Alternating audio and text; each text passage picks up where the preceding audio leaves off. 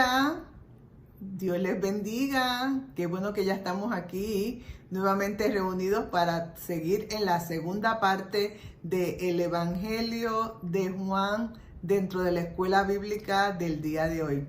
Gracias por estar nuevamente conmigo y vamos a continuar inmediatamente con esta segunda parte.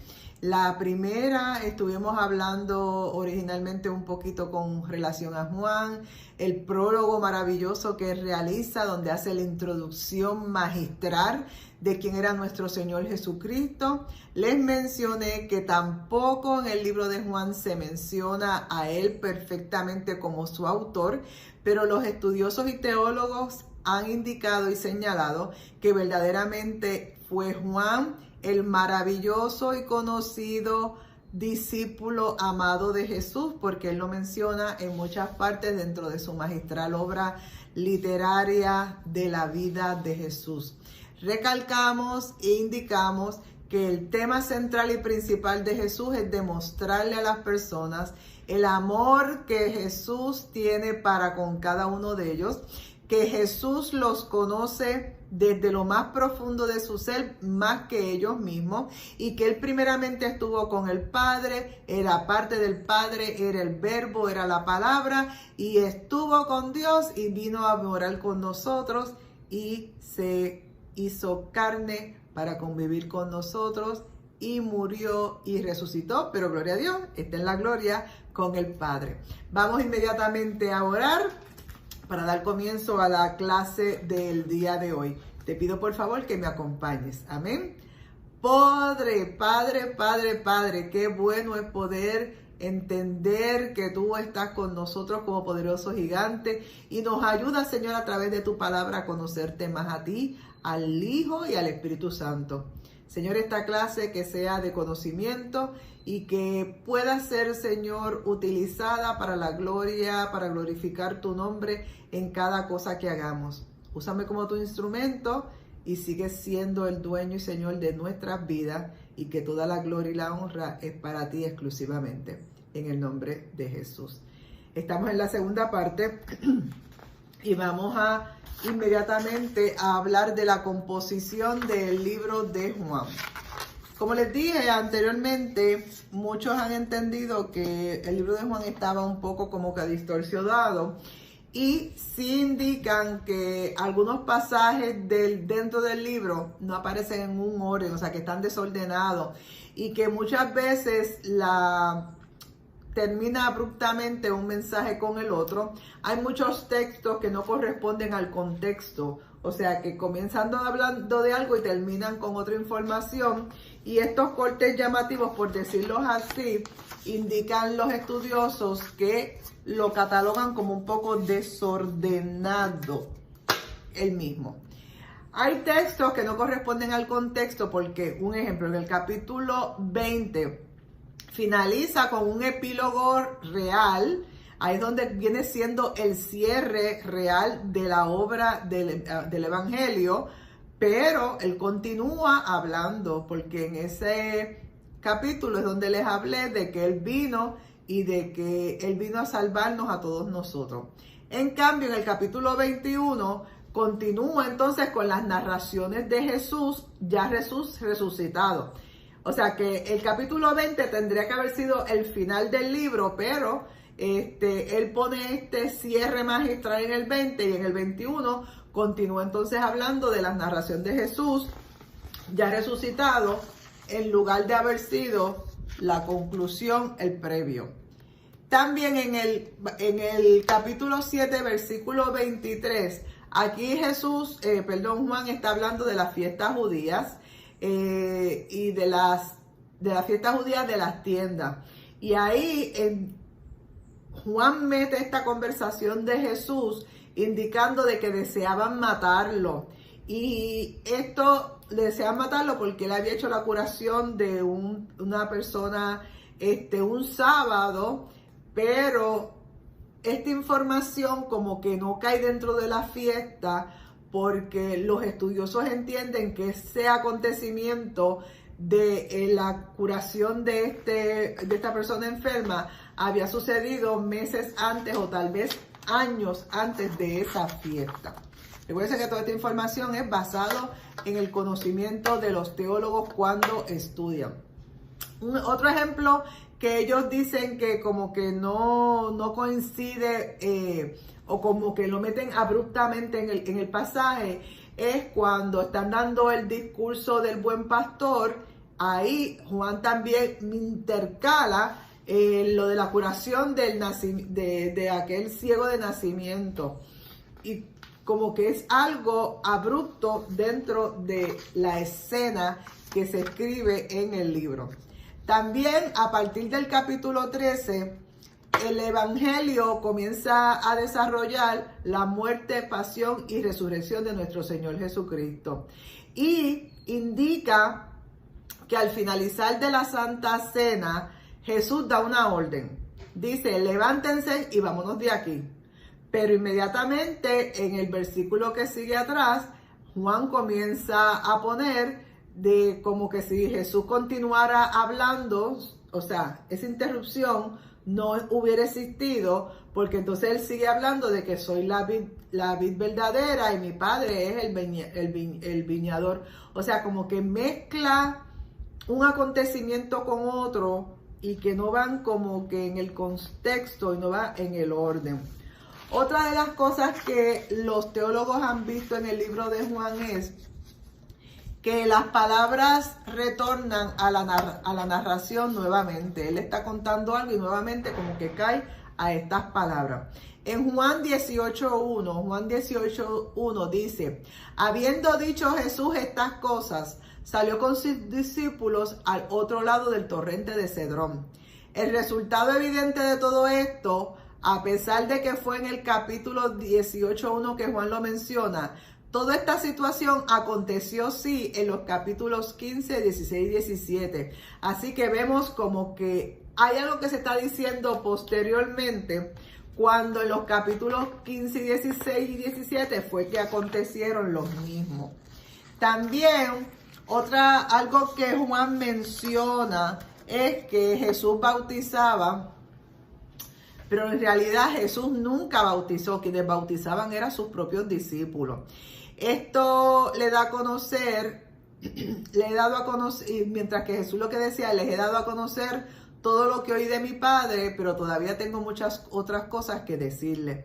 Y Juan como que mezcla una cosa con la otra, que nosotros las encontramos maravillosas y nosotros las entendemos preciosos y nos gusta como está, pero aquellos estudiosos pues les buscan las situaciones de la relación. Y yo, como estamos dando en una escuela, pues yo quiero que ustedes sepan lo que entienden y hablan aquellos que conocen, que no soy yo. Otra composición que habla el libro de Juan, la vas a encontrar en Juan 5.31. Juan 5.31, que la palabra reza de la siguiente manera. Si yo doy testimonio acerca de mí mismo, mi testimonio no vale. Pero entonces se mete, pero aunque doy testimonio de mí mismo, mi testimonio es verdadero. O sea, como que Jesús dice una cosa y Juan añade otra que como se podría decir como que chocan una con la otra. También en Juan 1.36 dice, Simón Pedro les dijo, Señor, ¿a dónde vas? Pero ninguno de ustedes me había preguntado para dónde van. O sea, ¿a dónde vas? Él no dijo para dónde iba, nadie ha preguntado para dónde iba. Y son cositas que están puestas en el libro, en el cual los estudiosos como que les dan estas sensaciones de que no hay un orden, no hay un patrón. La teoría difundida es que esto acontece porque hubieron muchas ediciones múltiples durante el transcurso en el cual se estuvo haciendo el libro de Juan. O sea, que el Evangelio de Juan es el resultado de un texto que creció según iban pasando el tiempo. Fueron añadidas muchas partes, algunas notas fueron añadidas, tal vez por el mismo autor o tal vez por otros miembros de la comunidad que siguieron añadiéndole acontecimientos, comentarios o sucesos dentro del libro. Por eso es que en un momento dado les indiqué en la clase anterior que este es un libro que no se hizo en pocos días, se hizo en muchos meses, tal vez años, y que fueron intercalándole, fueron como que añadiéndole pedacitos, y eso es lo que tal vez provoca que no haya una relación o un texto en contexto, en relación al orden, no a lo que se dice, al orden. Vamos a tocar unos puntos muy notables e importantes dentro del Evangelio. Y el primero es la relación que hay del Hijo y el Padre. Juan recalca mucho eso de el Padre y yo, o sea, lo que decía Jesús, el Padre y yo uno somos, si me vieron a mí conocen al Padre, y muchos comentarios relacionados a esta relación de Padre e Hijo. Otra parte importante o notable en este Evangelio es la relación del Redentor y sus creyentes. El buen pastor, y yo los conozco, yo sé quiénes son ustedes, los cuido, comentarios así que Juan recalca que Jesús estuvo constantemente hablando de él. Algo sumamente importante que se habla en el libro de Juan es sobre el Espíritu Santo como consolador, que es el Espíritu y consolador que tenemos actualmente nosotros utilizando. También hay un énfasis bien importante sobre el amor que Dios tiene con nosotros a través de su Hijo amado, y ese es el fundamento y ese es el carácter de nuestro Evangelio. Este Evangelio fue escrito para personas procedentes de la cultura judía, pero al mismo tiempo eran personas que tenían conocimiento griego. Recuérdense que ya los romanos vivían allí, y como les dije en la clase anterior, Juan como que comienza a hablarle a la iglesia futura, a los que iban a convertirse futuramente, que ya su modo de pensar y de actuar era diferente al de los judíos cuando Jesús vivía. Así que vemos que él habla como un contacto del pensamiento griego, y está además en guardia, en lucha frente a todo lo que es el gnosticismo.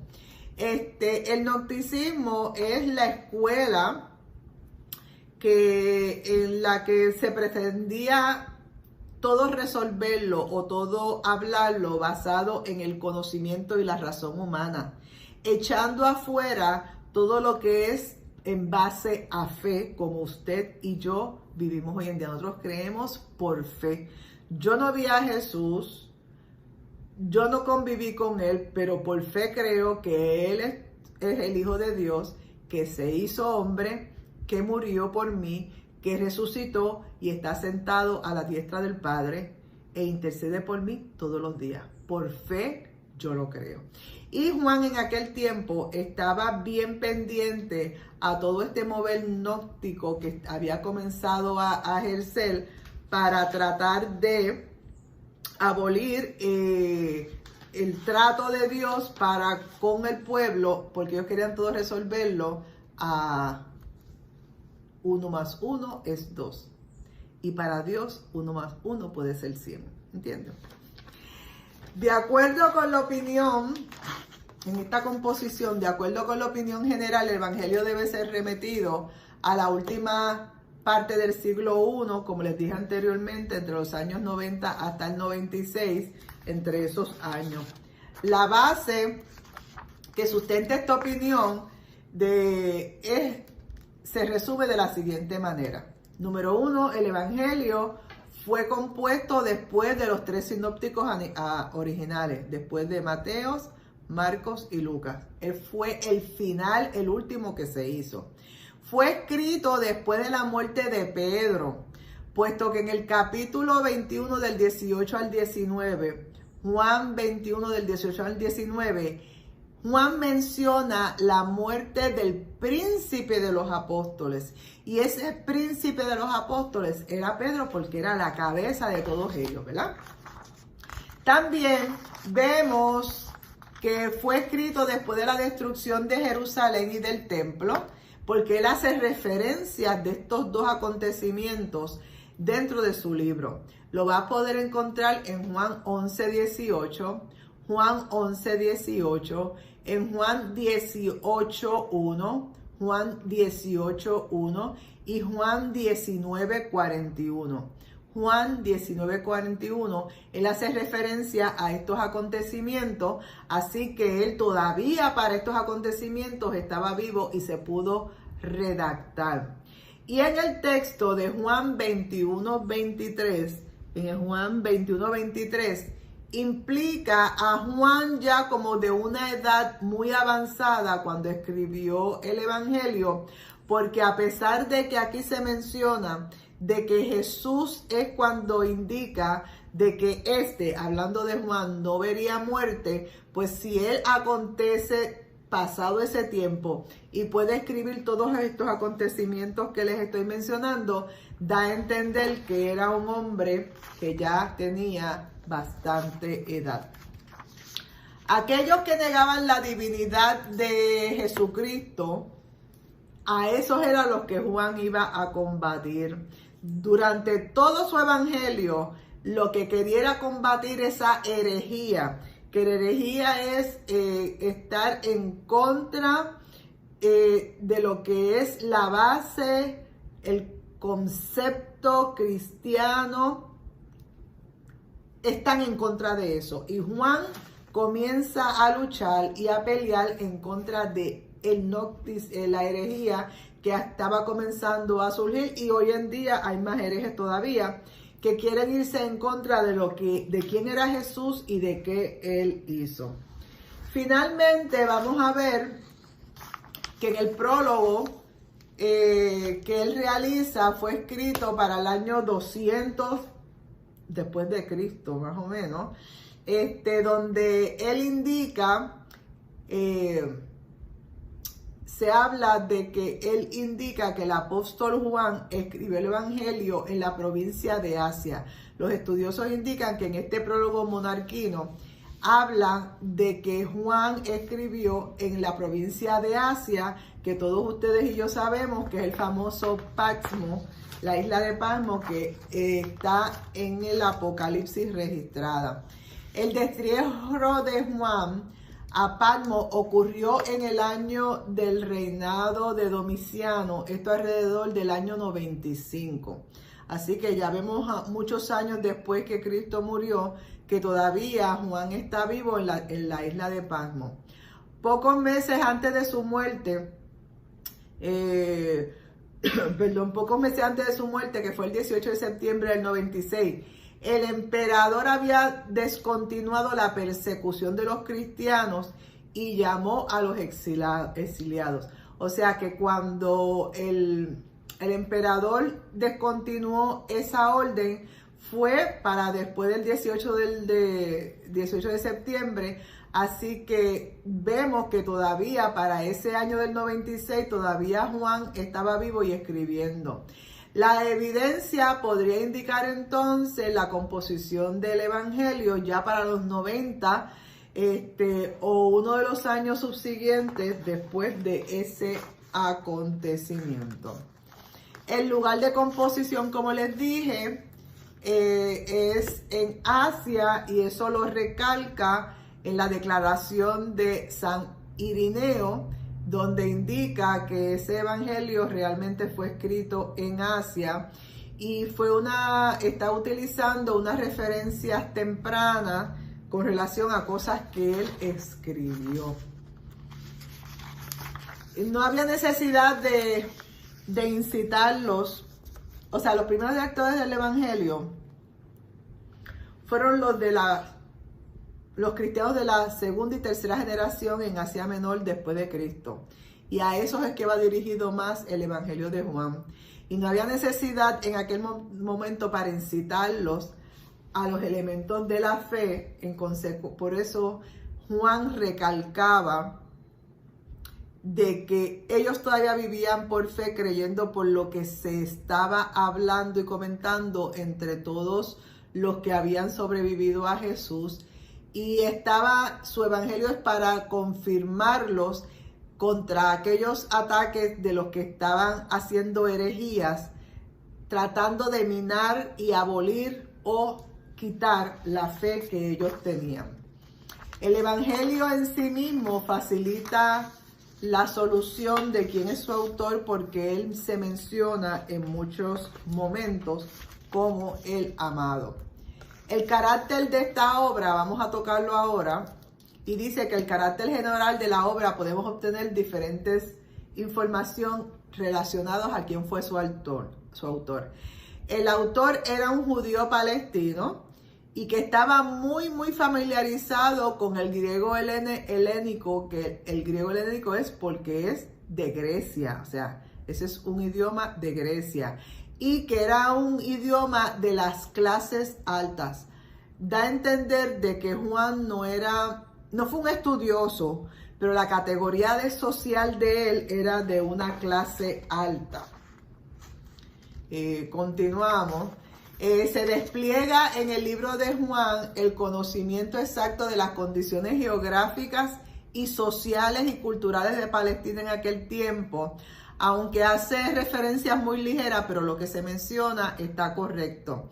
Y se da a entender que Juan tuvo haber tenido una relación personal, una relación bien cercana con nuestro Salvador, habiendo pertenecido a este círculo íntimo más chiquito que Jesús tenía de amigos. Sabemos que Jesús tenía 12 apóstoles. Primero, había muchos apóstoles, muchos seguidores, había unos 70, pero tenía unos 12 que eran los más cercanos de él. Pero dentro de esos 12 sabemos que había un núcleo que eran de 3. Era Pedro, Juan y Santiago. Eran los que siempre andaban con Jesús a esos acontecimientos sumamente importantes. Vemos que el mismo relato nos muestra que el escritor en ningún momento menciona por nombre ni siquiera a él, y mucho menos a Santiago. Siempre habla de estos dos seres que son ellos y su hermano como los hijos de Zebedeo. Y eso lo puedes leer en Juan 21:2. Juan 21:2.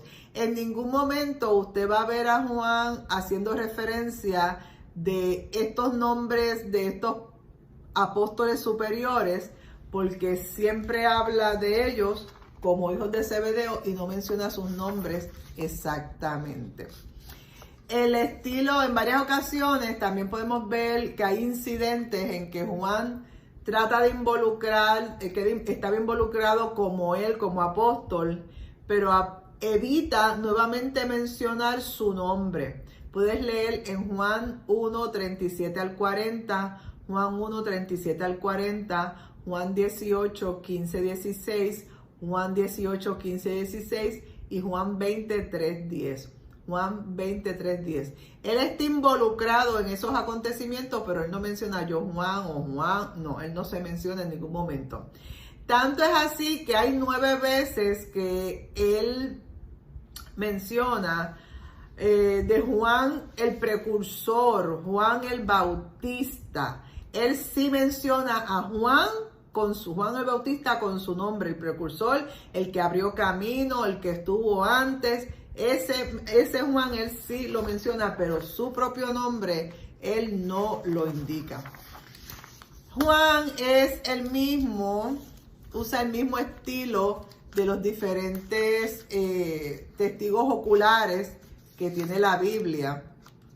Él utiliza su estilo y todas las indicaciones apuntan claramente que en su conclusión debe de haber sido el autor del Evangelio de Juan. El testimonio implícito de autor. Vamos a ver, porque como él en ningún momento menciona su nombre, vamos a poner esto aquí. Vamos a ver en Juan 19:26.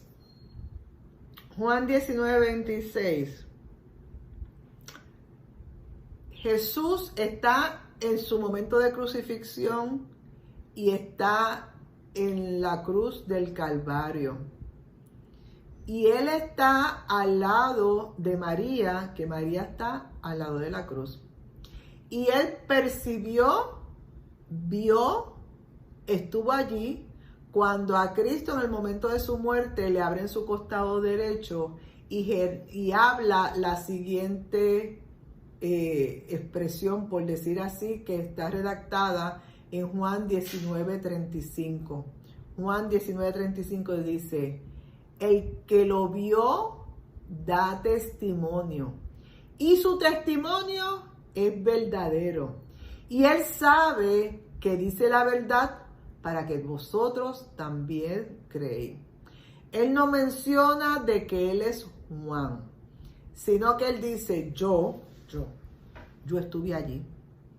Yo estuve al lado de la cruz. Yo estuve al lado de María. Yo vi cuando a él murió y oyó todo lo que Jesús dijo en la cruz. Yo doy testimonio fiel y verdadero de que eso aconteció y que yo estuve allí. Nos asegura que no solamente da testimonio, sino que ese testimonio es verdadero. No es de nadie, no es que un hearsay o que otro lo dijo o que otro lo vio. No, él está dando testimonio de él mismo, de un testimonio personal. Y en este testimonio él se identifica como el discípulo amado de Jesús, de quien al ser este discípulo amado tiene un conocimiento íntimo de todo lo que allí aconteció.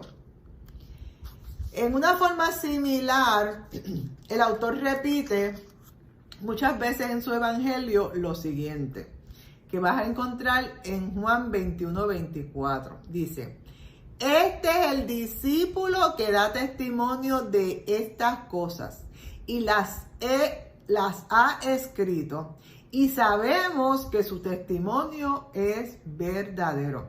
Aquí él mismo se está proclamando de que él está hablando y de que es un discípulo que da testimonio real de las cosas. Así que nos está demostrando en esta forma que estos versículos y este testimonio, este libro de Juan es un testimonio vivo relacionado a los sucesos, a los acontecimientos, a los milagros que Jesús realizó, y que cada texto y cada estilo que él escribió es con conocimiento propio para poder componer este libro. La segunda parte, estamos hablando del testimonio implícito, pero vamos a ver la comparación del Evangelio de Juan con las epístolas de Juan. Saben que el Evangelio de Juan está al principio. Las epístolas de Juan son otras cartas que Juan escribió y están más en la postrimería del Nuevo Testamento. Y cuando nosotros comparamos las tres epístolas, primera de Juan, segunda y tercera de Juan, contra el Evangelio, vamos a ver que están escritas más o menos similar, utilizando los mismos palabras o forma de escribir. Así que damos por sentado y podemos admitir, según los críticos, que estas epístolas son hechas por el mismo escritor y que el autor es idéntico al autor del Evangelio de Juan. Esta realidad fue aceptada por los conocedores, y la Iglesia Antigua Cristiana lo aceptó como su autoría común. Aquí vemos que también en la tercera epístola el autor automáticamente se denomina como el presbítero. ¿Y qué es el presbítero? Es una persona anciana de mucha edad. Así que él mismo se señala como el presbítero, como un personaje o un título honorífico, porque ya está en la postrimería, ya es una persona sumamente anciana. Aquí les traje que en la primera epístola él menciona algo, aunque no es que estamos estudiando la epístola, pero como es del mismo autor, quiero que vean en la primera epístola de Juan 1, del 1 al 3, y Juan 4:14, mira lo que él escribe aquí. Porque aquí Juan en esta epístola, la epístola es una carta, es diferente al Evangelio. La carta, él está mencionando de que él es testigo ocular de los acontecimientos de Cristo, y es similitud a lo que él escribe en el Evangelio, pero en este versículo quiero leerlo de la siguiente manera. Dice de la siguiente manera: lo que existía desde el principio, lo que hemos oído, lo que hemos visto con nuestros ojos, lo que contemplamos y tocaron nuestras manos acerca de la palabra viva. Ay, Dios mío, qué poderoso. Tocó a Jesús. Ay, qué poderoso. Pues la vida se manifestó y nosotros la hemos visto y damos testimonio y os anunciamos la vida eterna que estaba Jesús al Padre y que nos ha manifestado. La hemos visto, la hemos oído, os lo anunciamos. Poderoso testimonio. Aquí Juan resume en su tercera epístola diciendo, mire, lo que está en el libro de Juan, lo que está en Juan 1, Juan 2 y aquí en la Juan 3, les estoy diciendo que yo viví, participé en todos esos acontecimientos. Yo lo vi, yo lo oí y no solamente eso, yo lo toqué. A lo que era la vida, yo lo toqué, yo compartí con él y lo que les estoy diciendo es verdadero. Así que vemos que este presbítero, que es un hombre anciano, con ese título honorario, no menciona su nombre, pero sí habla verdaderamente de que él participó con la vida, con el verbo, dentro de su ámbito familiar o de compartir, él estuvo con él. Podemos, por lo tanto, afirmar que la mayor certeza de que el apóstol Juan, el discípulo favorito de Jesús, como se dicen algunos, fue realmente el autor del cuarto evangelio. Y aquí vamos a ver algunas cosas que Juan, sigo con Jesús, los dos son con J, pero este es Jesús. Juan menciona mucho dentro de su evangelio. Él utiliza mucho este lenguaje para describir la persona del autor y la relación que tuvo con Jesús. Y vamos a ver que tanto en el evangelio hay ciertas palabras que Juan recalca y utiliza muchas veces para enseñar y demostrar quién era Jesús. Uno de ellos, él habla mucho de Dios como Padre. Déjame marcárselo. Dios como Padre. Y vivir la vida. También habla mucho de verdadera, para que el autor del Evangelio utiliza mucho la verdadera, lo que es verdad. Y insiste mucho en utilizar permanecer. Utiliza mucho la palabra amor. Utiliza mucho la luz, la verdad, viviendo en conocer, en creer en Él y que da testimonio de Él. Vayan a preparar un screenshot. ¿Por qué? Les voy a poner esta tabla, pero en grande. Se las puse en grande. Preparen. Sale completa. Estas son palabras. Salen completas. Aquí. 1, 2 y 3. Déjame ponerlo más cerca. 1, 2 y 3. Amén. Aquí son palabras que aparecen tanto en los evangelios, Mateo, Marcos, Lucas, aún en el libro de los apóstoles y aún en el evangelio de Juan. Y si se dan cuenta, estas palabras de Padre, permanecer, vida, permanecer, amar, amor, amar agapeo, amor agape, amar fileo, luz, verdad, verdadero, conocer, crecer y testimonio. En el evangelio donde más se utilizan, por encima aún del libro de Hechos, es en el Evangelio de Juan. Un ejemplo, la palabra Padre la utiliza 137 veces, el permanecer lo utiliza 40 veces, vida lo utiliza 36 veces, permanecer 40, vida pero zoe en 36, amar de agapeo lo utiliza 7, amor ágape lo utiliza 37, amor ágape lo utiliza 7, amor fileo 13, luz 23, verdad 25, verdadero 9, conocer 6, creer 98 y testimonio 14. Así que vemos que Juan utiliza unas palabras sumamente importantes dentro de su libro, mucho más que los demás evangelios. Pero ahora yo quiero enseñarles rapidito, antes de concluir esta parte de esta clase, quiero enseñarles, vamos a hacer varios screenshots rapidito. Preparen sus cámaras porque les traje información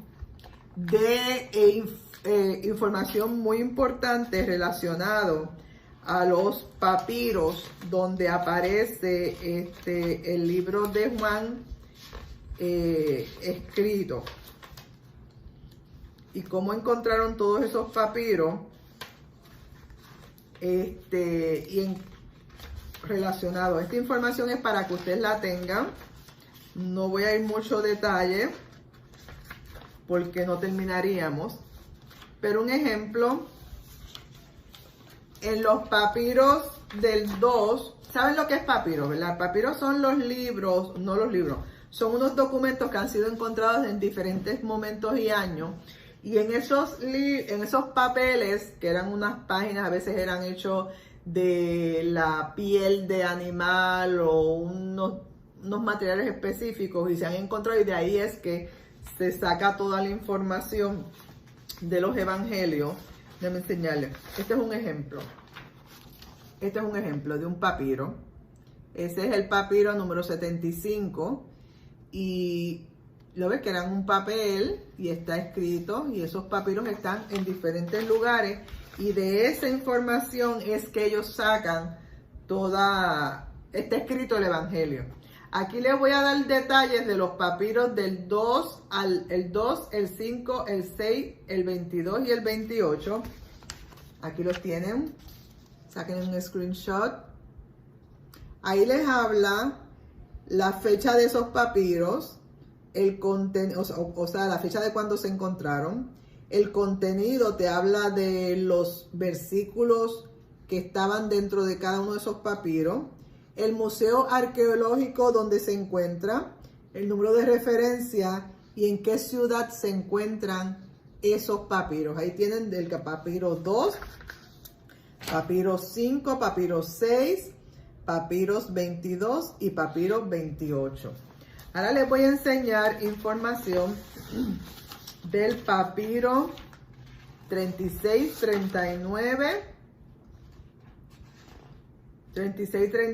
44, 45, y en cada uno de ellos te especifica qué parte del libro está registrado en el mismo. Aquí, screenshot, ¿lo ven bien? 1, 2 y 3.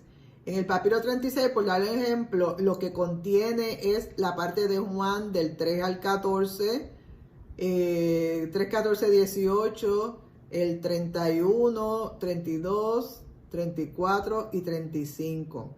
Ahí les indica nuevamente, como les expliqué, el lugar o institución donde esté ese papiro, la referencia para conseguirla y en qué ciudad. Un ejemplo, el papiro 44 está en la ciudad de Nueva York. Aleluya. Lo mismo que el papiro 59. ¿Y en qué biblioteca? En la biblioteca y museo Morgan. Así que si ustedes algún día van de viaje a Nueva York, vayan al Museo Metropolitano de Arte y al Museo de Biblioteca Morgan en la ciudad de Nueva York y van a poder ver estos papiros en original porque están allí guardados. No los van a permitir que los toquen, pero allí los van a poder ver. Ahora les voy a enseñar la información de los papiros 60, 63, 66. Miren a ver si lo pueden tomar la foto. 60, 63, 66, 75. Déjame acercarla más. Ustedes lo agrandan. 75, 76, 80, 90 y 93. Un ejemplo en el 93, eso está en Florencia, ese papiro, y incluye la sección de Juan 13 del 15 al 17. El papiro 76 tiene la sección de Juan 4 del 9 al 12. Y por lo menos todos estos papiros, menos el primero, el 60, mira. El 60 también está en la ciudad de Nueva York, así que si van a Nueva York tienen que ir a la biblioteca y Museo Morgan para que tengan ese privilegio. Yo tanto que he ido a Nueva York nunca he ido a ese museo, así que ahora tengo un motivo por el cual llegar hasta allí. Y este último grupo de papiros, vamos a pegarlo aquí para que se mantengan, son los papiros 100, 107, 108, 109, 119, 120, 121 y 122. Ahí están los versículos, un ejemplo en el papiro 106, que es el primero, está la sección de Juan 1, 29 al 35 y Juan 1, 40 al 46. Y estos sí, todos estos papiros están en Oxford, eso es en Inglaterra. Es maravilloso el poder tener la oportunidad, si fuere posible, de poder ver físicamente y decir como Juan, yo lo vi, físicamente estos documentos históricos que fueron verdaderamente escritos por el hombre de Dios para que estuvieran con nosotros y poder ver los originales. Vemos a tantos teólogos que estuvieron tocando y pudieron redactar y leer según los idiomas y poder intercalar todos estos documentos históricos para poder tenerlos nosotros dentro de la Biblia con la facilidad que usted y yo tenemos hoy en día de poderlos leer de una forma fácil y legible. Y en este momento vamos a estar terminando esta clase porque la próxima clase son mucho, porque vamos a estar tocando los personajes que Juan menciona en su maravilloso libro. Vamos a ir como que más a detalle a algunos personajes específicos. Y no nos iba a dar tiempo en esta, así que lo sacamos todos exclusivos para la próxima clase. Que vamos a tocar nada más y nada menos que a ciertos personajes, con un ejemplo a María, al mismo Juan, quienes eran los judíos, palabras importantes que él utiliza y menciona en su evangelio. Así que vamos a dar por concluida esta clase de hoy y nos vamos a ver en la próxima para tocar los personajes que se registran en el libro de Juan. Y simplemente, nuevamente te digo, la bendición pastoral. Cógela para ti y para los tuyos. Que Jehová te bendiga y te guarde, que Jehová haga resplandecer su rostro sobre ti y que tenga de ti misericordia. Que Jehová alce sobre ti su rostro y ponga en ti y en todos los tuyos paz. Nos vemos en la próxima. Disfruta la vida que Dios te ha dado, porque en ella Dios tiene propósito. Dios te bendiga. Bye, nos vemos pronto.